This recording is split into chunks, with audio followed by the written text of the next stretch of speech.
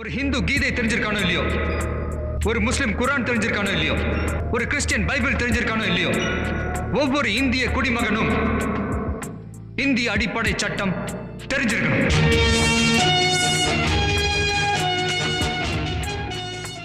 வணக்கம், சென்னை வணக்கம், ரமேஷ் பேசுகிறேன். நான் சொல்கிற இந்த செய்தியை நீங்கள் பத்திரிகையில் படிச்சிருப்பீங்க, நானும் படித்தேன். அதான் சொன்னேன், வெறும் பத்திரிகை செய்தியை வச்சு நீங்கள் எந்த வழக்கையும் நடத்த முடியாது. அது சொல்லிய வழக்குக்கு ஆதாரமாக அந்த பத்திரிகை செய்தியை நீங்கள் பயன்படுத்த முடியாது. அந்த சொல்லியிருக்கிற அதுக்கான ஒரு வழக்கோட தீர்ப்போ இல்லை சுற்றறிக்கையோ இருந்தால் மட்டும்தான் நீங்கள் வழக்கில் வெற்றி பெற முடியும். சென்ற ஆண்டு இந்திய ரிசர்வ் வங்கி ஒரு அற்புதமான சர்க்குலர் ஒன்று விட்ருக்காங்க. பத்திரிகையில் கூட நான் படித்தேன். என்னன்னு பார்த்தீங்கன்னா, பேங்க்கில் பர்சனல் லோன் வாங்கியிருப்பீங்க, மூவபிள் அசையும் சொத்து அசையா சொத்தை வச்சு லோன் வாங்கியிருப்பீங்க, படனை திருப்பி கட்டிகிட்டு இருப்பீங்க. ஆனால் அசல் ஆவணங்களை ஒரிஜினல் டாக்குமெண்ட்டை அந்த பேங்க்கோ அந்த ஃபினான்ஸ் கம்பெனியோ உங்களுக்கு திருப்பி தராது. நான் கூட படிச்சிருக்கேன்.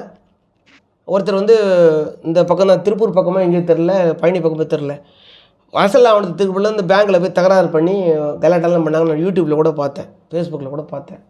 அப்படிலாம் தகராறு பண்ணணும்னு அவசியமே கிடையாது. சட்டம் தெரிஞ்சால் உட்காந்த இடத்துலையே அந்த நிதி நிறுவனத்தையோ வங்கியோ நம்ம வேலை ஆக முடியும். ரிசர்வ் வங்கி என்ன சொல்லுது அப்படின்னா, ஒரு பர்சனல் லோன் வாங்குறீங்க, அசையும் அசையா சொத்தை வச்சு ஒரு லோன் வாங்குறீங்க, பணத்தை லோன் வாங்கின பிறகு அந்த பணத்தை நீங்கள் கட்டின பிறகு அந்த ஆவணத்தை 30 நாளைக்குள்ளே அந்த வங்கியோ இல்லை நிதி நிறுவனமோ திருப்பி தரலைன்னா, உங்களுக்கு திருப்பி தர ஒவ்வொரு நாளைக்கும் 5000 ரூபா அந்த வங்கி உங்களுக்கு அபராதம் கொடுக்கணும், ஃபைன் கொடுக்கணும். இது பத்திரிகை செய்தியை நீங்கள் படிச்சிருக்கீங்க. நல்ல செய்தி, அருமையான செய்தி. போன வருஷம் செப்டம்பர் 13 செப்டம்பர் 2023 இந்திய ரிசர்வ் வங்கி சொல்லி இப்போ நிறைய பத்திரிகை செய்தி டிவிலையும் சொன்னாங்க. நீங்கள் ஒரு வழக்கு இது மாதிரி உங்களுக்கு ஒரு பேங்க்லேயோ இல்லை ஒரு ஃபைனான்ஸ் கம்பெனியோ நீங்கள் கடன் அடைச்சிட்டிங்க, ஒரிஜினல் டாக்குமெண்ட்டை திருப்பி கொடுக்க மாட்டேன்றாங்க. அப்போ போய் இந்த பத்திரிகை செய்தியை வச்சு நீங்கள் கோர்ட்டில் கேஸ் போட்டிங்கன்னா, கோர்ட்டு அந்த பத்திரிகை செய்தியை வச்சு ஒரு ஆதாரமாக எடுத்துக்கிட்டு உங்கள் வழக்கை எடுத்துக்குமானா எடுத்துக்காது. அப்போது அதுக்கான அந்த இந்த இந்திய ரிசர்வ் வங்கி போட்ட அந்த சுற்றறிக்கையோட நகல் உங்களுக்கு வேணும். அப்போ தான் அந்த டாக்குமெண்ட்டை வச்சு தான் நீங்கள் வழக்கு போட முடியும், ஆதாரமாக காட்ட முடியும். பாருங்கள், அந்த ரிசர்வ் வங்கி போட்ட சுற்றறிக்கையை நான் நெட்டில் கஷ்டப்பட்டு தேடி கண்டுபிடிச்சி உங்களுக்காக எடுத்துருக்கிறேன். என்ன சொல்லுது அப்படின்னு பார்த்தீங்கன்னா, 2 பக்கம் இருக்குது. டிஸ்கிரிப்ஷன் பாக்ஸில் கொடுக்குறேன், முக்கியமான விஷயத்தை மட்டும் சொல்லிடுறேன். வெறும் பத்திரிகை செய்தி ஒன்று கொடுத்தீங்கன்னா, கோர்ட்டில் கொடுத்தீங்கன்னா எடுத்து படித்து தூக்கி போட்டுருவோம். அதுக்கு ஆதாரம் எங்கன்னு கேட்பாங்க உங்களை. ரிசர்வ் பேங்க் சர்க்குலர் நம்பர் போட்டிருக்காங்க பாருங்கள். RBI 2023-24-60 DOR MCS REC 38/01/001/2023-24 இதான் சர்க்குலர் நம்பர். புரியுதுங்களா? இந்த சர்க்குலரை நீங்கள் கொடுத்து கேஸ் போட்டால் மட்டும் நோட்டீஸ் கொடுத்தா மட்டும்தான் உங்கள் டாக்குமெண்ட்டை பேங்க்கோ இல்லை ஃபினான்ஸ் கம்பெனியோ திருப்பி தரல. லோனை அடைச்ச பிறகு 30 நாள் லோன் அடைச்சி 30 நாள் கழிச்சு உங்களுக்கு டாக்குமெண்ட்டை திருப்பி தரலைன்னா நீங்கள் 5000 ரூபா நஷ்டீடு ஒவ்வொரு நாளைக்கு திருப்பி கொடுக்குற வரைக்கும் நீங்கள் வாங்க முடியும். வெறும் வார்த்தையே சொன்னால் எடுத்துக்காது. என்ன சொல்லுது அப்படின்னா, கடனை அடைச்ச பிறகு 30 நாளைக்குள்ளே தரல அப்படின்னா சுருக்கமாக சொல்லிடுறேன். இந்த சர்க்குலரை நான் உங்களுக்கு டிஸ்கிரிப்ஷன் பாக்ஸில் ஒரு முக்கியமான சர்க்குலர். என்ன சொல்கிறாங்கன்னா, ஒரு லோனை அடைச்சிட்டு 30 நாள் கழிஞ்ச பிறகு 30 நாளைக்குள்ளே அந்த அசல் ஆவணத்தை அந்த வங்கியோ நிதி நிறுவனமோ திருப்பி கொடுத்துடணும். உங்களை அசல் ஆவணங்களை திருப்பி கொடுக்கலனா ஒவ்வொரு நாளைக்கும் உங்களுக்கு திருப்பி கொடுக்கணும், ஒவ்வொரு நாளைக்கு 5000 கொடுக்கணும். இப்போ நீங்கள் இருக்குது லோன் கொடுத்தீங்க இல்லையா, ஒரிஜினல் டாக்குமெண்ட் கொடுத்தீங்க இல்லையா, அப்போ பேங்க் இல்லை நிதி நிறுவனமோ அந்த அசல் ஆவணத்தை தொலைச்சிடுது ஒரு வேளை. அப்போ என்ன பண்ணணும் அப்படின்னா, அதுக்கும் சொல்லியிருக்கிறாங்க. இந்த பேரா நம்பர் 6-7 சொல்லியிருக்கிறாங்க. அதுக்கு ஒரு 30 நாள் எடுத்துக்கலாம். ஆனால் நீங்கள் கொடுத்த அந்த அசல் ஆவணத்தை தொலைச்சோட நகலை சம்மந்தப்பட்ட சப்ரிஜிஸ்டர் ஆஃபீஸ்லையோ இல்லை வேறு எங்கேயோ எந்த பேங்க் தொலைச்சதோ இல்லை எந்த நிதி நிறுவனம் உங்கள் ஆவணத்தை தொலைச்சதோ அவங்க போட்டு 30 நாளைக்குள்ளே வாங்கி தரணும் உங்களுக்கு, அவங்க செலவுலையே ஆச்சுன்னா. இந்த டாக்குமெண்ட்டை திருப்பி கொடுத்த பிறகு அந்த 30 நாள் கழிஞ்சதுலேருந்து இந்த டாக்குமெண்ட்டை திருப்பி ஒவ்வொரு நாளைக்கும் நீங்கள் 5000 வாங்கிக்கலாம். நீங்கள் மொத்தம் 60 நாள் கணக்கு. என்ன சொல்ல புரியுதுங்களா? ஃபஸ்ட்டு டாக்குமெண்ட்டை நீங்கள் கடன் அடைச்ச தேதியிலேருந்து 30 நாளைக்குள்ளே கொடுத்துடணும். உங்களுக்கு 30 நாள் முடிஞ்சிச்சு. 31வது நாள்லேருந்து ஒவ்வொரு நாள் கணக்குன்னு வச்சிங்களேன். அதுக்கு 5000 தரணும். உங்களுக்கு ஒரு மாதம் கழிச்சு தரணும் அப்படின்னா எவ்வளோ? 30 × 5000 1,50,000 உங்களுக்கு தரணும் ஆச்சா?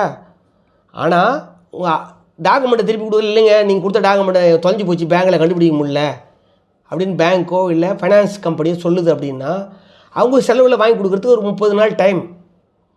ஆனால் மொத்தம் எப்போ இந்த இந்த டாக்குமெண்ட்டை திருப்பி கொடுத்தாலும் 30 நாள் கழிஞ்சதுலேருந்து வந்ததுக்கான டிலேவுக்கான பணத்தை நீங்கள் வாங்கிக்கலாம் அப்படின்னு ரிசர்வ் பேங்க் சொல்லுது. இன்னொரு விஷயமும் சொல்லுது பேரா 8ல், the compensation provided under the directions shall be without prejudice to the rights of borrower to get any other compensation as per any applicable law. அப்படின்னா என்ன அர்த்தம்? இப்போ ரிசர்வ் பேங்க் சொல்லிக்குது, உங்கள் டாக்குமெண்ட்டை கடன் அடைச்சது தேதியிலேருந்து 30 நாளைக்குள்ளே கொடுத்துடணும். கொடுக்க தவறுனா 31வது நாள்லேருந்து ஒவ்வொரு நாள் டிலேவுக்கும் உங்களுக்கு 5000 கொடுக்குன்னு சொல்லுது இல்லையா? இதுக்கு நீங்கள் நஷ்டஈடு வாங்கிட்டால் கூட வேறு சட்டத்தின்படி நீங்கள் கூடுதல் இழப்பீடு வாங்கிக்கலாம். அதுக்கு இந்த ரிசர்வ் பேங்க் சொல்லிடுது இந்த அமௌண்ட் இல்லைங்க, உங்களுக்கு 30 நாள் லேட்டாக கொடுத்ததுக்கு 1.5 லட்சம் கொடுத்துட்டோம் அதோட அப்படின்னு சொல்லி பேங்க் போயிட முடியாது. அப்போ நீங்கள் கன்சியூமர் கோர்ட்டில் கேஸ் போடலாம். எனக்கு இப்போ நாள் எனக்கு கொடுக்காமல் ஆட்டம் காமிச்சாங்க, அதனால் எனக்கு 5 லட்சம் இழப்பீடு கொடுக்கணும் அப்படின்னு நீங்கள் வழக்க போடலாம். அப்போ பேங்க் கொடுத்து தான் ஆகணும், வழி கிடையாது.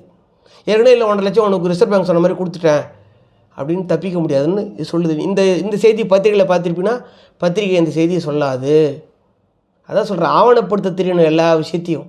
இப்போ நீங்கள் லோனை வாங்க, இந்த ரிசர்வ் பேங்க் இந்த சர்க்குலர் சொல்லிட்டேன்னா, இப்போ இந்த ரிசர்வ் சர்க்குலரை வச்சு நீங்கள் கடனை அடைச்சிட்டீங்க. ஆனால் பேங்க்கோ இல்லை நிதி நிறுவனம் ஃபைனான்ஸ் கம்பெனியோ அந்த டாக்குமெண்ட்டை திருப்ப மறுக்கிறாங்க அப்படின்னா நீங்கள் நோட்டீஸ் கொடுங்க, வக்கீல் நோட்டீஸு, இல்லை நீங்களே ஒரு நோட்டீஸ் கொடுங்க. 2 வழி இருக்குது இதுக்கு. ஒரு வங்கி ரிசர்வ் பேங்க் ஆம்புட்ஸ்மெண்ட்டை நீங்கள் கம்ப்ளைண்ட் போடலாம். இந்த ரிசர்வ் பேங்க் சர்க்குலரை வச்சு இந்த சர்க்குலர் பிரகாரம் நீ என்னுடைய ஆவணத்தை இந்த கடிதம் கிடைச்ச தேதியிலேருந்து எனக்கு உடனடியாக நீ கொடுக்கணும், என்னுடைய லோன் அடைச்சிட்ட 30 நாளைக்குள்ளே கொடுக்கணும். அதாவது நீ லோன் அடைச்சிட்டு இருந்தீங்கன்னா இப்போ இன்றைக்கி தான் அடைக்கிறீங்கன்னு வச்சுக்கலாம், ஒரு வாரம் வெயிட் பண்ணுறீங்க, நீங்கள் டாக்குமெண்ட்டை திருப்பி தரல. அப்போ என்ன சொல்லலாம், இந்த ரிசர்வ் பேங்க் தேதியிலேருந்து நீங்கள் இன்றைக்கி தேதி அடிச்சிங்கன்னு வச்சு 30 நாள் டைம் இருக்குன்னா 30 நாளைக்குள்ளே நீங்கள் எனக்கு திருப்பி கொடுத்துடணும். இப்போ திருப்பி கொடுக்காதனால ஒவ்வொரு நாளைக்கு எனக்கு நீ 5000 கொடுக்கணும் அப்படின்னு ஒரு கடிதம் நீங்கள் எழுதிட்டு அப்போ கொடுக்கல அப்படின்னா 31வது நாள் தேதிக்கு நீங்கள் என்ன பண்ணலாம், ரிசர்வ் பேங்க்கு ஆம்புட்ஸ்மேனுக்கு ஆன்லைனில் ஒரு கம்ப்ளைண்ட் நீங்கள் போடலாம். அப்போ வங்கி தலையிட்டு உங்களுக்கு இழப்பீடு அந்த ஒரிஜினல் டாக்குமெண்ட்டை ரிசர்வ் பேங்க்கு உங்களுக்கு வாங்கி கொடுத்துரும். அப்போ அதுக்கு நீங்கள் ரிசர்வ் பேங்க்கோட ஆம்புட்ஸ்மேன்ட்டை போகிறதுக்கு முன்னாடி நீங்கள் ஒரு கடிதம் எழுதியிருக்கணும், வங்கிக்கும் நிதி நிறுவனத்துக்கும் எழுதியிருக்கணும். அந்த காப்பியை அதான் சொன்ன பதிவு தபால்லையோ ரீச் போஸ்ட்லேயோ ஸ்பீட் போஸ்ட்லேயோ அனுப்பிச்சிருக்கணும். அக்னாலஜ்மெண்ட் ப்ரூஃப் இருக்கணும் அதுக்கு. அதெல்லாம் வச்சு நீங்கள் கம்ப்ளைண்ட் போட்டிங்கன்னா ரிசர்வ் பேங்க் உங்களுக்கு வாங்கி கொடுத்துரும். இது ஒரு ரூட்டு. ரிசர்வ் பேங்க் 30 நாளைக்குள்ளே விசாரித்து ஒரு ஆர்டர் போடணும், இல்லை 30 நாளைக்குள்ளே அது கொடுக்கலாம். அதுக்கு முன்னாடி ரிசர்வ் பேங்க்கோட அந்த டெப்டி கவர்னர்கிட்ட ஒரு அப்பீல் நீங்கள் போடலாம். அதில் இழப்பீடு நீங்கள் கேட்கலாம், என் டாக்குமெண்ட்டு கொடுக்கணும், இழப்பீடு கொடுக்கணும்னு கேட்கலாம். இது ஒரு வழி. 2வது வழி, நான் கடனை அடைச்சிட்டேன், நீங்கள் டாக்குமெண்ட்டை கொடுக்காமல் இழுத்தடிக்கிறீங்க அப்படின்னு சொல்லிட்டு, அதனால் எனக்கு இது மன உளைச்சல் ஆகிடுச்சு, நுகர்வோர் பாதுகாப்பு சட்டம் 2019 படி இது சேவை குறைபாடு அப்படின்னு ஒரு வக்கீல் நோட்டீஸ் கொடுக்கலாம். இல்லை நீங்களே நோட்டீஸ் கொடுத்துட்டு கன்சியூமர் கோர்ட்டில் கேஸ் போட்டு டாக்குமெண்ட்டோட இழப்பீடும் சேர்த்து வாங்கலாம். நீங்கள் அதில் நஷ்டஈடு எவ்வளோ வேணால் கேட்கலாம். நீங்கள் எனக்கு ஏற்பட்ட மன உளைச்சல் மனவேதனைக்காக ஒரு 5 லட்சம், அப்புறம் வழக்கு செலவுக்காக ஒரு 5 லட்சம், 10 லட்சம் கேட்டு கேஸ் போடலாம். அப்போது இதை விட்டுட்டு எனக்கு டாக்குமெண்ட் கொடுக்கலன்னு போய் டைரெக்டாக அந்த பேங்க்கில் போய் தகராறு பண்ணுறது, இல்லைன்னா வேறு வகையில் அடிதடியில் ஈடுபடுறது, குற்றச்செயல் ஈடுபடுறது தேவையில்லாத வேலை. சட்டப்பூர்வம் இந்த வழிமுறைகளை உங்களுக்கு தெரிஞ்சுதுன்னா சட்டப்பூர்வமாக நீங்கள் உட்காந்த இடத்துலையே உங்களுக்கான பரிகாரங்களை பெற முடியும். அதான் ஆவணப்படுத்தணும்னு சொல்கிறது. இந்த ரிசர்வ் பேங்க் போட்ட சர்க்குலர் வேணும், நீங்கள் அவனுக்கு பேங்க்குக்கு ரிசர்வ் பேங்க் ஆம்புட்ஸ்மேன்ட்ட போனால் கம்ப்ளைண்ட் கொடுக்கணும், இல்லை வக்கீலை வச்சு நோட்டீஸ் கொடுத்துட்டு கன்சியூமர் கோர்ட்டுக்கு போயிடுங்க. நீங்கள் நோட்டீஸ் கொடுத்தீங்கனால 30 நாளுக்குள்ளே 1 வாரம் 10 நாளில் கத்திரிட்டு கொண்டு உங்கள் டாக்குமெண்ட்டை திருப்பி கொடுத்துருவாங்க. பேங்க் உங்கள்கிட்ட செட்டில்மெண்ட்டுக்கு வந்துடுவாங்க உங்கள்கிட்ட. அப்போ சர்க்குலர் நம்பரை உங்களுக்கு தெரிஞ்சிருக்கணும். வெறும் பத்திரிகை செய்தி வச்சு நீங்கள் லோன் கட்டி முடித்த அசல் ஆவணங்களை அவங்களால வாங்க முடியாது.